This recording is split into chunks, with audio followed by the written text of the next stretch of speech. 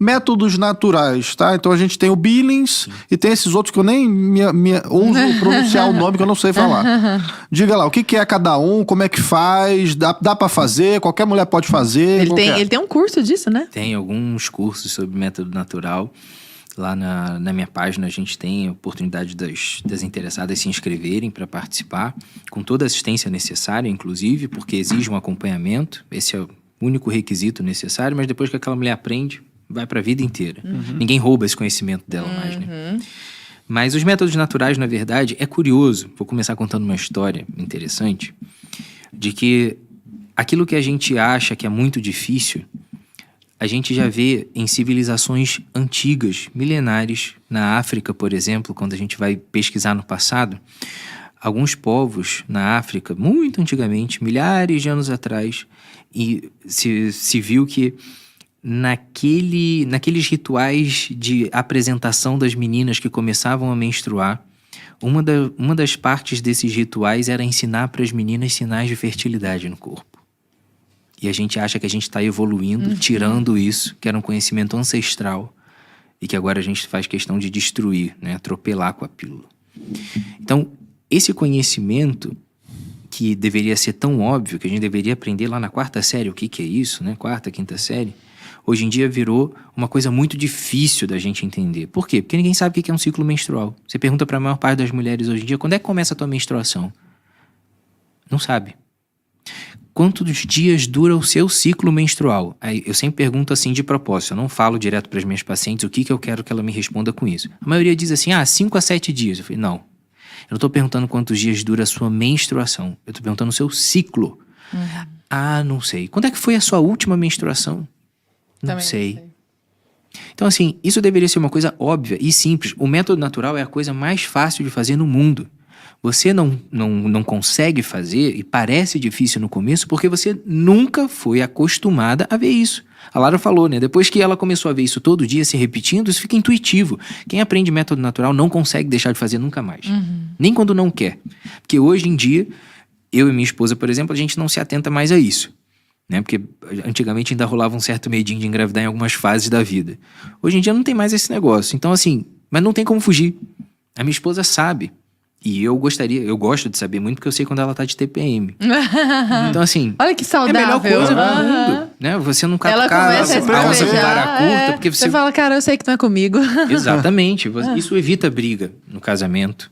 Isso ensina o casal a expressar outras formas de amor quando a gente sabe que não pode ter filhos e a fertilidade chegou. É uma semana. Se você não resiste a uma semana de possibilidade de engravidar, espaçando as relações sexuais no seu casamento, tem alguma coisa muito errada com você, não com o método. E aí você começa aquele processo de examinar o casal, de fato, e não o método em si.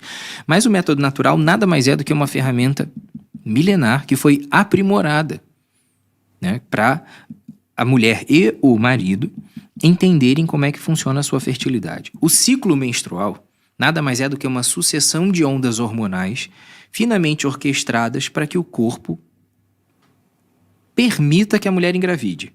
Claro que as outras repercussões todas que a gente falou estão envolvidas, né, como um desdobramento. Mas pensando em fertilidade, é isso. Um ciclo de hormônios começa com estrogênio, depois ovula, vem a progesterona. Por picos hormonais específicos, perfeitamente sincronizados, aquele folículo cresce dentro do ovário e ele rompe e libera um óvulo. Esse ciclo hormonal dá sinais indiretos no corpo da mulher de qual hormônio está predominando ali.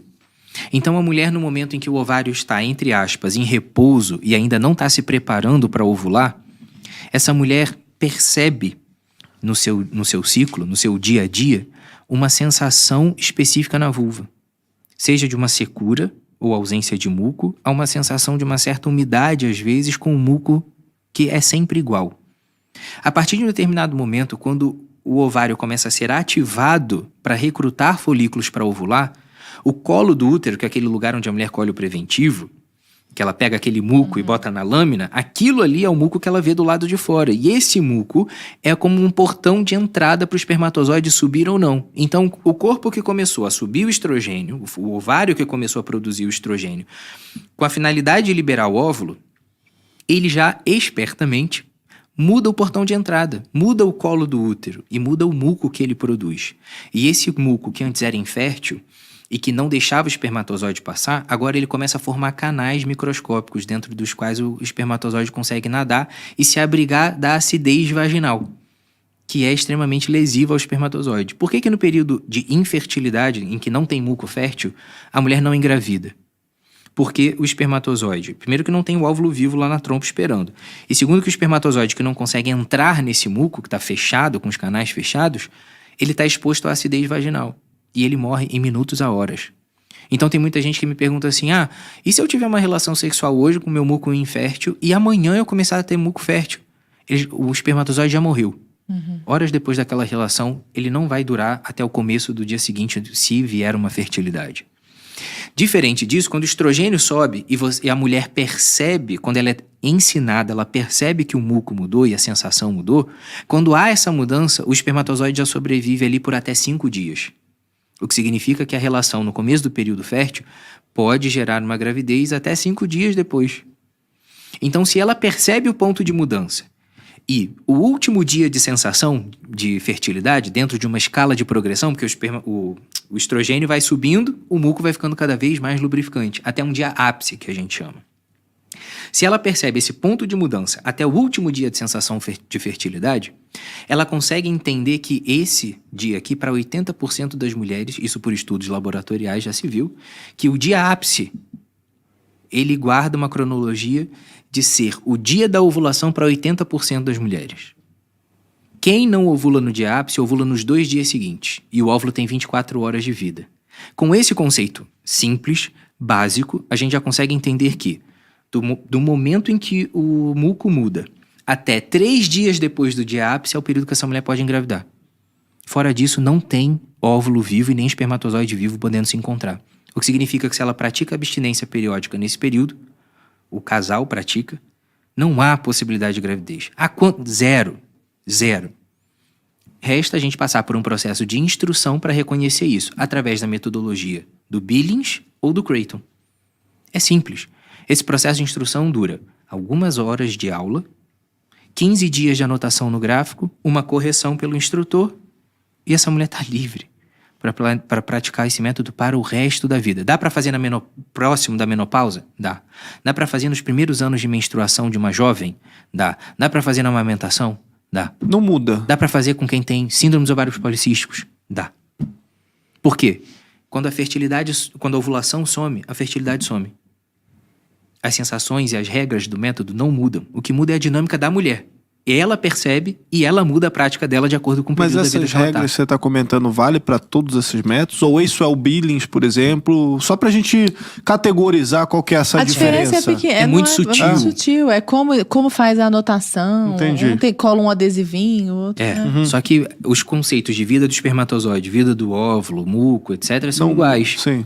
O que muda é a didática. Entendi. Sabe? Então, todos eles funcionam... igual, tem eficácia igual. Eficácia igual.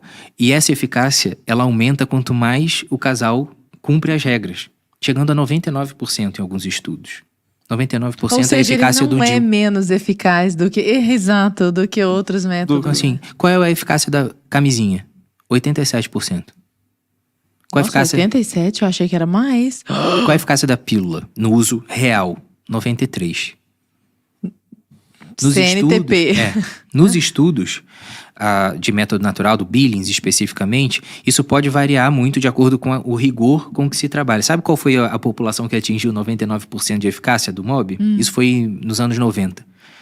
Que inclusive atualizou a eficácia do MOB e viu a mesma coisa. Foi com a população chinesa, na época de política de controle de natalidade, porque a galera tinha medo do que poderia acontecer se engravidasse. Então, tava em dia. Então, a galera foi na manha, lá na China, e testou com aqueles casais, porque falou assim, essa galera vai ser disciplinada. E o índice, a eficácia do método foi lá em cima. Então, é uma coisa que é muito intuitiva. Se você usar direitinho, funciona. Né? E o Natural Cycles, por exemplo, é um aplicativo de celular que você assina. Esse você assina no cartão de crédito. Você compra o termômetro da marca pelo próprio aplicativo. A empresa que é dona da tecnologia manda o termômetro para sua casa, vem dos Estados Unidos. Demora, 15 a 20 dias para chegar. E eles têm um modelo estatístico, preditivo. Eles rastrearam 180 mil ciclos de 15 mil mulheres e viram que esses mesmos hormônios que mexem com o muco, eles mexem com a temperatura da mulher. Ajustam o termostato dela. Então, essa mulher, quando ela não está ovulando, antes dela ovular, ela tem uma curva de temperatura. E depois que ela ovula, ele muda. E isso é previsível e é igual para todas as mulheres. Não é que toda mulher tem a mesma temperatura, mas o ritmo é igual. Sim. O que significa... A mudança, né? Exato. Se você desenvolve um modelo preditivo, com a temperatura do começo do ciclo, a inteligência artificial do negócio já te diz que dia que você deve ovular. Quando a temperatura sobe por efeito da progesterona, que só existe depois que ovula, ele confirma a ovulação e te diz que você deve menstruar no dia tal. E o bicho acerta. Qual é a eficácia? 93% a 98%. Qual é a eficácia da pílula? 93% a 98%. Não tem motivo. Só que sem desenvolver trombose, Sem zero efeito riscos colateral. cardíacos. Mas tem um problema. Sem dar dinheiro pra indústria Sem dar dinheiro. farmacêutica. Chatielen. É. E não patrocina ninguém, né? Que não patrocina.